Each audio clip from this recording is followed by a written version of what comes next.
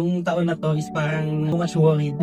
Much worried para sa akin. Nung nag-start yung taon kasi nung pagpasok ng taon na to is masyado ako naging worried kasi nung time na to, tinrain ako dun sa posisyon na which is para sa akin. Nung time na yon last February. Kaya nung time na nag-train ako ng tao na papalit sa posisyon ko nung time na yon, nung una, kasi sabi nila, hindi daw po pwede ng isang tao lang yung marunong sa ginagawa sa posisyon na ginagalaw ko. Kasi pag nawala ako, either vacation, naka-leave, absent, or naka-sick leave, walang gagawa ng trabaho. So, nag-train pa ako ng isa pang tao dun sa workplace ko na which is kagaya din ng ginagawa ko. Isa ring dahilan kasi yon kaya naging panggabi ako sa workplace ko na which is dati pang umaga.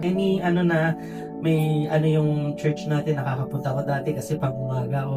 Nung naging evening shift na ako, hindi na ako nakakatin ng kahit ano sa usually yung practice ng tao before. Yung taon na to, kaya ako naging worried kasi alam ko na doon sa pag-train ko sa tao na yon, alam ko anytime pwede na akong i-kick. Ginawa ko lang din siyang para sa sarili ko na hindi, tama naman yung company mo na dapat may marunong din dun sa ginagawa mong trabaho para at least in the absence na wala ako, may gagawa. So, yun yung naging dahilan kung bakit pinang-umaga yun, then panggabi ako. Bakit naging worried ako? Kasi, yun nga, parang lagi ko iniisip, anytime pwede na akong i-chugi sa company kasi nga lahat ng natutunan ko ipapasa ko na ba, parang ganun yung feeling ko. Ang tagal ng agam-agam ko na yon na mula nung nagtitrain ako ng tao na ganun, yung agam-agam ko sa sarili ko na hindi ko maalis sa sarili ko na ano kaya yung plano sa akin. Habang nagtitrain ako ng ibang tao, parang yung doubt ko, sabi ko sa lagi sa sarili ko, papalitan na ba nila ako? Nung gulong-gulo yung utak ko na daming problema, may problema sa pamilya, may problema sa partner, may problema sa trabaho.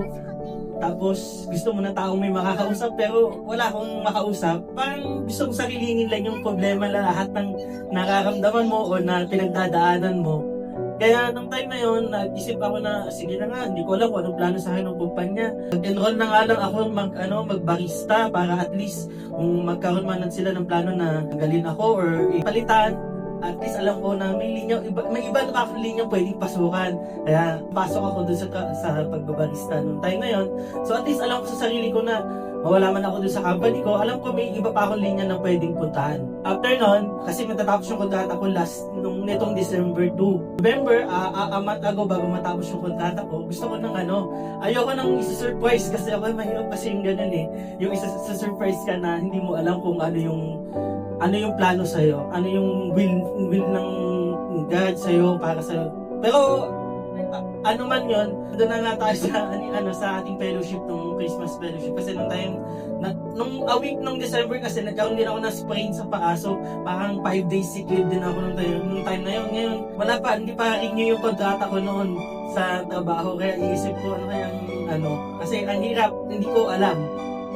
Although, nagtitiwala lang din ako, lagi kong pinagpe-pray na sana, dire-diretso lang din, ganyan. Nandun na tayo sa fellowship, na na-receive ko na na-renew na ako ng kontrata. Kaya natutuwa ako kasi gusto kong i-share na masaya ako. Kaso nung time na yun, wala tayong nung time na yun, wala tayong sharing ng testimony, wala tayong bonfire na mag-share ng mga sarili natin unlike before na talagang lahat ng natin, hinay natin sa buhay, ilabas natin para kung natin sa sarili natin, ilabas natin yung natin. Kaya natutuwa ako kasi at least kahit pa paano, yung agam-agam na yon, si Lord ang may will nun, alam ko. Kasi lagi ko nag-pray yun, talaga bago pa matapos yung kontrata ko. Para magkaroon lang ako ng kapay peace sa puso ko na alam ko, okay, it means kailangan pa nila ako. And then at the same time, nag-demand nga sana ako ng kahit counting amount, ibinigay din. Hindi man ganun kalaki, pero kasi nung mga past na nakontrata ko kasi, kahit mag-demand ako, kaliwalihain nila. Parang gusto mo, magtuloy ka, kung ayaw mo, wag ka. Parang wala akong option. Pero ngayon, sabi ko, parang inanaw sa kanila na ganitong tenure na naman po ako. Nag-letter of intent ako sa company ko na baka naman, baka naman. Kasi sa service na ako na lang kasi ako na lang inatira dun ng way back 2017 pa kami. Ako na lang inatira. Parang ko na sila. Siguro, inisip ko, kung ibibigay nila yung request ko, it means, kailangan pa nila ako.